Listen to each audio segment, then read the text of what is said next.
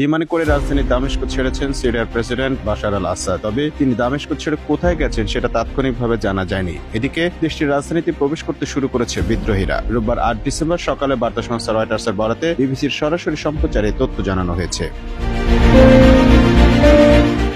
আন্তর্জাতিক গণমাধ্যমগুলোর বরাতে জানা গেছে, সিরিয়ার রাজধানী দামেস্কের দিকে দ্রুতগতিতে অগ্রসর হচ্ছে বিদ্রোহীরা। এর মধ্যে রাজধানী ঘিরে কয়েকটি উপশহরের নিয়ন্ত্রণে নিয়েছে এইচটিএস যোদ্ধারা। আনুষ্ঠানিক ঘোষণা না হলেও এর মাধ্যমে তার দীর্ঘ ২৪ বছরের শাসনের অবসান হয়েছে বলে ধারণা করা হচ্ছে। এর মধ্যে দামেস্কের নিয়ন্ত্রণ নিয়েছে সশস্ত্র বিদ্রোহীরা। তবে প্রতিপক্ষের বিরুদ্ধে কোনো ধরনের প্রতিশোধ নেওয়া হবে না বলে প্রতিশ্রুতি দিয়েছে তারা। দীর্ঘদিনের শাসক পালিয়ে যাওয়ার পর সিরিয়ার সশস্ত্র বিরোধী গোষ্ঠী ঘোষণা করেছে, আসাদ শাসনের সমাপ্তি দেশটির ইতিহাসে এক নতুন অধ্যায়ের সূচনা করেছে। বিদ্রোহীরা বলেছে, নতুন সিরিয়া হবে শান্তিপূর্ণ সহাবস্থানের জায়গা, যেখানে ন্যায় বিচারের জয় হবে এবং সব সিরীয় নাগরিকের মর্যাদা রক্ষা করা হবে। বিদ্রোহীরা এক বিবৃতিতে বলেছেন, আমরা অন্ধকার অতীতের পাতা উল্টে ভবিষ্যতের জন্য একটি নতুন দিগন্ত উন্মোচন করছি।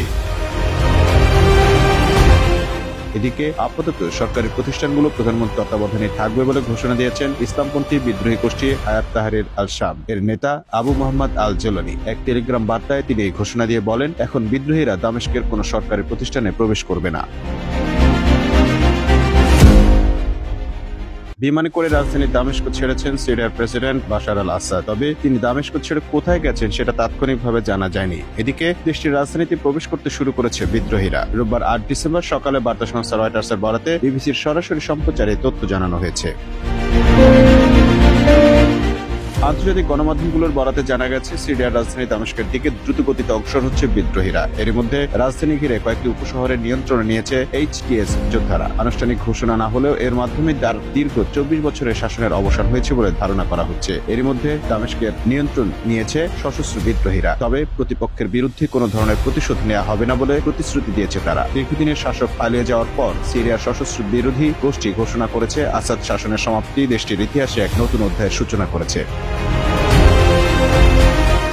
বিদ্রোহীরা বলেছে, নতুন সিরিয়া হবে শান্তিপূর্ণ সহাবস্থানের জায়গা, যেখানে ন্যায় বিচারের জয় হবে এবং সব সিরীয় নাগরিকের মর্যাদা রক্ষা করা হবে। বিদ্রোহীরা এক বিবৃতিতে বলেছেন, আমরা অন্ধকার অতীতের পাতা উল্টে ভবিষ্যতের জন্য একটি নতুন দিগন্ত উন্মোচন করছি। এদিকে আপাতত সরকারি প্রতিষ্ঠানগুলো প্রধানমন্ত্রীর তত্ত্বাবধানে থাকবে বলে ঘোষণা দিয়েছেন ইসলামপন্থী বিদ্রোহী গোষ্ঠী হায়াত তাহরির আল শাম এর নেতা আবু মোহাম্মদ আল জোলানি। এক টেলিগ্রাম বার্তায় তিনি এই ঘোষণা দিয়ে বলেন, এখন বিদ্রোহীরা দামেস্কের কোনো সরকারি প্রতিষ্ঠানে প্রবেশ করবে না। Mamun Mahfuz, time news desk.